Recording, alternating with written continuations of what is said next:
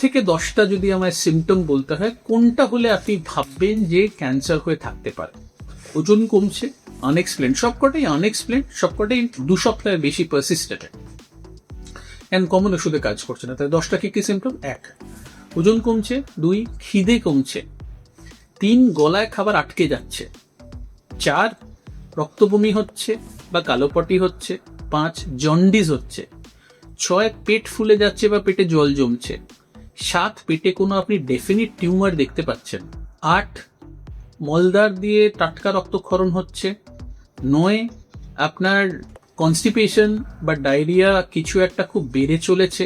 আর 10, হতে পারে আপনি প্রচন্ড উইকনেস হচ্ছে অ্যান্ড ব্লাড টেস্ট করতে গিয়ে দেখা গেলে হিমোগ্লোবিন খুব কমন এটা স্টামাক আর রাইট কোলনের ক্যান্সারের ক্ষেত্রে। এছাড়া আরো বহু সিমটমস আছে, আমি রাফলি 10টা বললাম যেগুলো মোটামুটি কমন, যেগুলো নিয়ে প্রেজেন্ট করে।